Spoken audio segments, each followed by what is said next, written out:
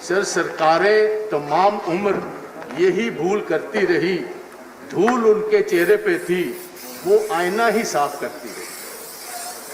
तो ये जो बिल अब आया है, जो तोमर साहब लेकर आए हैं और जो आप पास करवाना चाहते हैं, ये सारा किसान जगत जितना है, और विशेष तौर जो किसान पंजाब और हरियाणा के हैं, वो ये समझते हैं कि ये किसानों की आत्मा पर एक बहुत बड़ा एक अटैक है।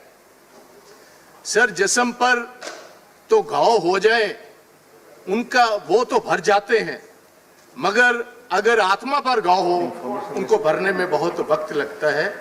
तो मैं ये कहना चाहता हूं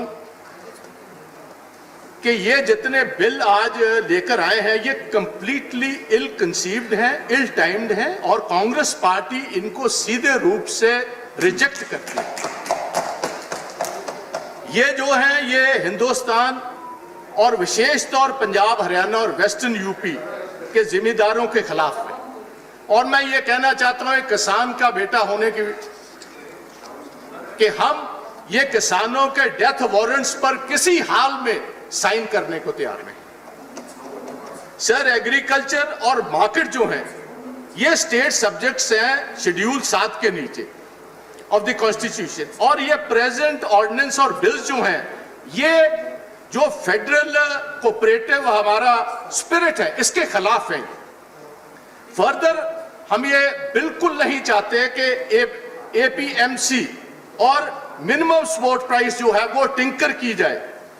तो मैं आज ये कहना चाहता हूं सर, एक तरफ मुझे हैरानी हुई कि इस वक्त पर ये बिल्स को लाने की जरूरत क्या थी। 1 लाख हिंदुस्तानी आज रोज कोरोना से जूझ रहे हैं। चीन एक तरफ बॉर्डर पर it's breathing down your neck. हैरानी की बात है 73 साल जहां ये बिल्स की जरूरत नहीं पड़ी, जब पार्लियामेंट इन ऑपरेशन नहीं था, ये बिल्कुल लाने की जरूरत क्या थी। और तोमर साहब मैं आपको कहना चाहता हूं, आपने बहुत दलील अपील दी, हम बहुत आपकी भी कदर करते हैं, आप नेक आदमी, हम प्रधानमंत्री जी भी की बहुत इज्जत और कदर करते हैं। प्रधानमंत्री जी ने एक दफा भी पार्लियामेंट में आकर यह स्टेटमेंट नहीं दिया कि जो किसानों के खदशे हैं वो मैं दूर करूं। ये आपने तब ये स्टेटमेंट दी, प्रधानमंत्री जी से स्टेटमेंट दिलाई, जब आपके खुद के अलायंस पार्टनर और जो सबसे पुराने अलायंस पार्टनर अकाली दल वाले, जो एक किसानों की पार्टी किसी टाइम थी अब तो नहीं है, जब उन्होंने बाहर आकर यह बात कही और floor of the house Lok Sabha में सुखबीर सिंह बादल ने कहा कि 3 महीने से हम इनकी वकालत करते रहे और ये गवर्नमेंट हमारी बात सुनने को तैयार नहीं, और हर बीबी सरदारनी हरसिमरत कौर बादल ने इस्तीफा दे दिया। आप बताएं किसान आपकी बात कैसे माने? हम मानने को तो तैयार ही नहीं है। और जिनको आप ये फायदा देना चाहते हो भाई, वो तो हाथ खड़े कर कर आगे आगे आपके भाग रहे हैं, हमने ये फायदा नहीं लेना। आप धक्के से कह रहे हो ये आइसक्रीम खिलानी है, वो कह रहे हैं ये आइसक्रीम खिलाने से हमारा गला खराब हो जाएगा। वो ये फायदा लेना नहीं चाहते पंजाब, हरियाणा और के बाकी किसान। आप कह रहे हो हमने धक्के से फायदा देना। बाजवा जी कृपया मास्क पहन ले। मास्क थोड़ी सर, किसानों को मास्क पहन ले। माननीय चेयरमैन साहब ने कह रखा है, प्लीज। अच्छा प्लीज। हाँ बिल्कुल, सबके लिए। अच्छा चलो sir, let's not waste our time, ये भी मैं कर लूंगा प्लीज। बात ऐसे है, किसानों के दिलो दिमाग में ये बात पक्की फंस चुकी है। हिंदुस्तान का किसान सर अब अनपढ़ नहीं रहा, पढ़ा लिखा है, उसके बच्चे पढ़े लिखे।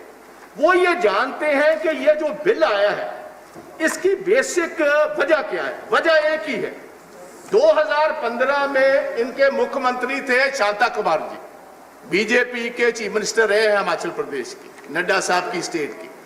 वो जो कमेटी बनी उसमें यह बात कही गई कि ये जो फूड कॉर्पोरेशन ऑफ इंडिया है बहुत बड़े घाटे में जा रहा है, और इसका क्या किया जाए, इस घाटे को कैसे हम पूरा करें। और तकरीबन हर साल 35 से 40 हजार करोड़ का घाटा है। और फूड कॉर्पोरेशन बेसिकली बनी है सर, टेलर मेड है। 56 साल से पंजाब, हरियाणा और वेस्टर्न यूपी को मिनिमम सपोर्ट प्राइस देकर हिंदुस्तान की सेंट्रल पूल में चावल और कनक लेने के लिए ये सारे एक food corporation of India basically बनी हुई थी। तो उनकी जो रिपोर्ट आई शांता कुमार जी की, उन्होंने ये बात कही कि ये जो एमएसपी है, मिनिमम सपोर्ट प्राइस, ये तो बस 6% किसान जो है हिंदुस्तान का, इसको फायदा पहुंचाती है। ये बेसिकली पंजाब, हरियाणा और वेस्टर्न यूपी के किसानों को फायदा पहुंचाती है। आप इसको वाइंड अप कीजिए। अगर एफसीआई अब 4 लाख करोड़ का घाटा है, एफसीआई का 40,000 का हर साल का घाटा है, तो ये बेसिक, ये सारी स्ट्रेटेजी जो अब अडॉप्ट हुई है, इसको जैसे मर्जी आप पैकेजिंग कर लें सर, पैकेजिंग में आप माहर, सरकार माहर है।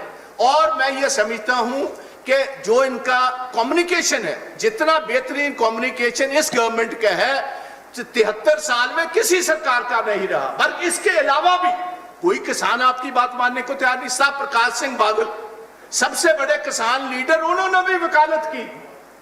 सरदारनी हरसिमरत ने भी वकालत की 3 महीने बिना फीस लिए हुए। सर सुखबीर सिंह बादल ने वकालत की। फिर किसान नहीं माना, ना मानने वाला है, क्योंकि किसान को पता है बेसिकली ये मिनिमम सपोर्ट प्राइस खत्म करने का एक मंसूबा है। ये आहिस्ता आहिस्ता सरकार बाहर निकलेगी, फिर अंबानी, अडानी और बड़े कॉर्पोरेट हाउसेज अंदर आएंगे। और यही हाल अमेरिका में हुआ है सर। आज 30% जहां कॉन्ट्रैक्ट की बात करते हो, 30% किसानों की जमीनें अमेरिका में ये कॉर्पोरेट हाउसेज ले गए। जिस दिन हमने अलाउ कर दिया पंजाब, हरियाणा और बाकी में, ये ऑलरेडी अडानी 100 एकड़ जगह लेकर अपने साइलोज मोगा में आ गया है। जैसे ईस्ट इंडिया कंपनी सर किसी दिन आई थी, east India company trading house था, पहले वहां आई और फिर हिंदुस्तान पर काबज हुई। ऐसे ही गोवा में ये पोर्चुगीज आए ट्रेडिंग करने के लिए, बाद गोवा पर कब्जा कर लिया। ऐसे ही डच कॉलोनीज, ऐसे ही फ्रेंच कॉलोनीज, ऐसे ही German colonies, world over trading के हिसाब से निकली। ऐसी ही पैकेजिंग की कि हम किसान, सर जिसको आप फायदा पहुंचाना चाहते हो वो तो हाथ जोड़ रहे, सड़कों पर निकला हुआ लाखों की तादाद में। और मैं तोमर साहब को पूछना चाहता हूं, तोमर साहब आपने स्टेक होल्डर 245 किसान जथेबंदियां हिंदुस्तान की, कभी उनसे बात की? आपने बात की बस अपने अलायंस पार्टनर से। और आपके अलायंस पार्टनर कैसे हैं? वो तो जब मौका आया आपकी मदद करने का भाग गए बोरी बिस्तरा उठाकर। तो मैं गुजारिश करना चाहता हूं, ये सारे 73 साल वेट करते रहे। अगर आपने कहीं कॉन्ट्रैक्ट बेसिस पर करना है तो पंजाब हरियाणा तो नहीं चाहते। आप कृपा कीजिए, पहले आपका खुद का सूबा है गुजरात, वहां से ये शुरू करवाकर देख लीजिए। 5 साल वेट करते हैं, अगर वहां कामयाब हो जाते हैं, ये कॉर्पोरेट वर्ल्ड कामयाब होता है, वहां की ये रूपरेखा बदल देते हैं, तो आप कृपा कर वहां ले जाइए और फिर सारा देश भी उसको अडॉप्ट कर लेगा। सर 4000 करोड़ रुपया हमें सेस मिलता है, इसका जो हम कनक और राइस देते हैं इधर सेंट्रल पूल में। आप हर दफा ये कहते हो कि हम ये प्राइवेट मंडियों वाले आएंगे और सेस हटा देंगे। मैं पूछना चाहता हूं आपके तोमर साहब, जब मोदी साहब चीफ मिनिस्टर थे गुजरात के, क्या आप रॉयल्टी गुजरात वाले ओएनजीसी से लेते हो कि नहीं जी? आप जो तेल वहां गुजरात में मिलता है उसकी आप रॉयल्टी लेते हो, त्रिपुरा वाले लेते हैं, असम वाले लेते हैं रॉयल्टी। और पंजाब जो अपना पानी, एक सतलुज दरिया हर साल सर, हम ये जो चावल हिंदुस्तान के लिए उगाते हैं और बाहर भेजते हैं, एक सतलुज दरिया हर साल पंजाब अपना तबाह करता है। क्या पानी की कीमत नहीं है? आते टाइम में पानी के बिना गुजारा नहीं, तेल के बिना तो गुजारा हो सकता। आती जंग जो होंगी, बड़ी महाजंग, वो पानी पर होगी, तेल पर नहीं होंगी। तो ये हमारी गुजारिश है, हमें मारिए मत। और सर पंजाब सारे का सारा 15 लाख पंजाब का किसान, 15 लाख हमारा खेत मजदूर, 32,000 हमारा जो कमीशन एजेंट है, 4 लाख हमारी लेबर है मंडियों में काम करती, 1 लाख हमारे ट्रक यूनियन वाले हैं। अब पंजाब और हरियाणा की तो कंप्लीट सारी इकोनॉमी जो है सर, वो तो बेस्ड इसी सेस पर है। 4000 करोड़ से सर 75,000 किलोमीटर जो हमारी सड़कें हैं उसको ब्लैक टॉप पर करते हैं हर 6 साल के बाद। सारी नई मंडियां वहां से बनाते हैं, सारी पुरानी मंडियों की देखरेख वहां से करते हैं। हमारे गांव का जितना भी पंजाब की प्रोग्रेस हुई है ये रूरल डेवलपमेंट फंड से होती है। आप कहते हो कॉर्पोरेट हाउस आएंगे आपको फीस नहीं देंगे, वो भाई हमें फीस नहीं देंगे। 6,500 करोड़ रुपया सर हम हर साल किसानों को सब्सिडी देते हैं बिजली पर, पानी हमारा जा रहा है। तो आप कहते हो पैसा, हम क्या बात, हम कोई फ्री पर लगे, ये कोई धर्मशाला तो है नहीं पंजाब की धरती। हमने पानी अपना खत्म कर लिया। मैं बताना चाहता हूं सर, 1 मिनट इंतजार कीजिए। हमारे टोटल जो पंजाब के ब्लॉक्स हैं सर, एक सेकंड जस्ट